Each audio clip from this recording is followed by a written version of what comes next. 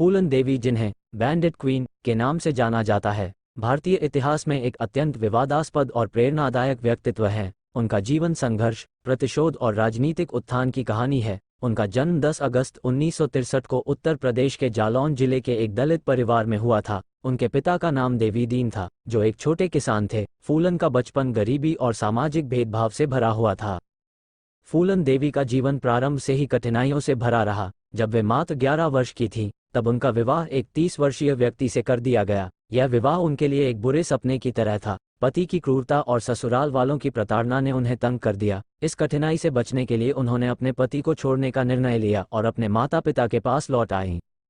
फूलन का जीवन तब बदल गया जब वे एक बार फिर से प्रताड़ना का शिकार बनी। उनके चचेरे भाई ने उन पर चोरी का झूठा आरोप लगाया और उन्हें जेल भेज दिया। जेल में उनकी मुलाकात अन्य डाकुओं से हुई, जिसने उनके जीवन का एक नया मोड़ दिया। जेल से बाहर आने के बाद उन्होंने एक डाकू गिरोह में शामिल होने का निर्णय लिया। इस गिरोह में शामिल होने के बाद उन्होंने अपने अनुभवों का उपयोग करते हुए एक नया गिरोह बनाया, जिसमें वे खुद सरदार बनी।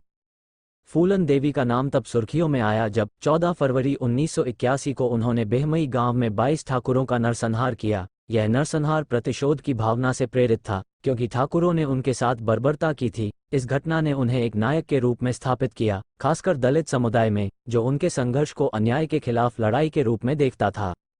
फूलन देवी को 1983 में गिरफ्तार किया गया, लेकिन उनकी गिरफ्तारी ने उन्हें और भी प्रसिद्ध बना दिया। उन्होंने 11 साल तक जेल में बिताए और इस दौरान वे एक प्रतीक बन गईं। 1996 में उन्होंने राजनीति में कदम रखा और समाजवादी पार्टी के टिकट पर लोकसभा के लिए चुनाव लड़ा। वे जीत गईं और भारतीय संसद की सदस्य बनी।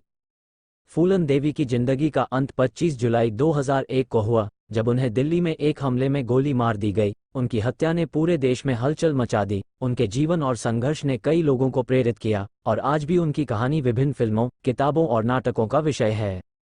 फूलन देवी का जीवन एक अद्वितीय कहानी है, जो न केवल संघर्ष और प्रतिशोध की है, बल्कि यह भी दर्शाती है कि कैसे एक व्यक्ति अपने हालात को बदल सकता है। वे एक तरफ जहां एक डाकू थीं, वहीं दूसरी तरफ एक राजनीतिक नेता भी बनी। उनका जीवन हमें ये सिखाता है कि अन्याय के खिलाफ खड़ा होना और अपनी आवाज़ उठाना कितना महत्वपूर्ण है। उनका संघर्ष आज भी लोगों को प्रेरित करता है और उनके प्रति आदर और श्रद्धा का भाव बनाए रखता है।